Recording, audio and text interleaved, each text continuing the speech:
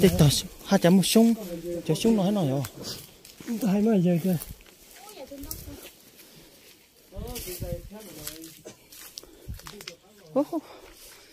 Sao sắp lại nữa, tên nó là chợt xịt luôn tao sắp lại nữa.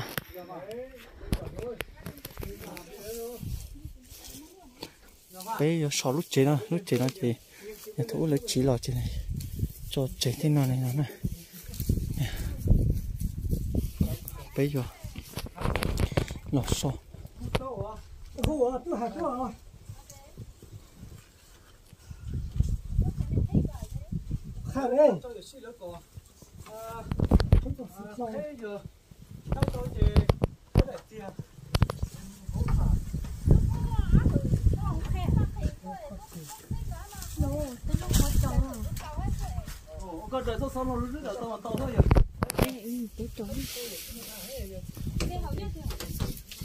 Tên nó chỉ mua dê một chỗ hu bua thụ nè.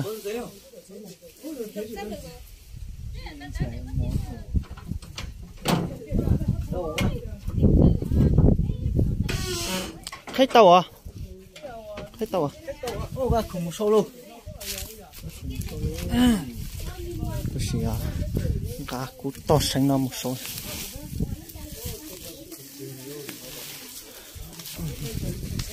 Mình thấy nó một chút làm gì mà.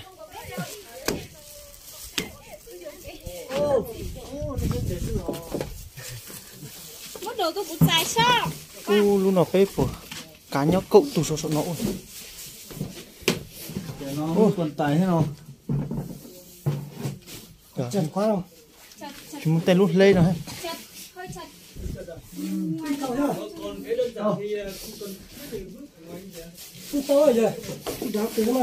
Đá cơ.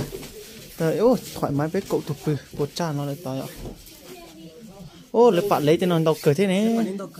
Chỉ thơ. Sao sắp lỡ. Ô, lỡ tàu vọng tàu tia rồi. Lấy từ đầu tên này tàu vọng nó là hả? Chỉ một tên lút lên nha nó thế này. Cho cơ nó gì, cho cơ phụ thủ vô. Ô, cho vắt khẩu vắt chống tên non tàu tia. Nếu có một phọ nhất tên này y cho một tua nồng đấy à?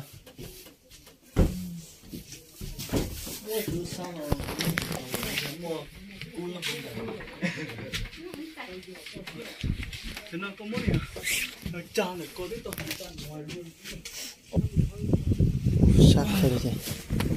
Vậy giờ nó sẽ chúa nó mà chút sắp lên. Một tay lút chế nhá cho tao nó thế này à? Tay lút chế nhá cho tao nó gì? Thế này nhá hổ thế này. Còn là dân YouTuber, những người một điện thoại. Thầy tên đó các sản phẩm giới thiệu tên là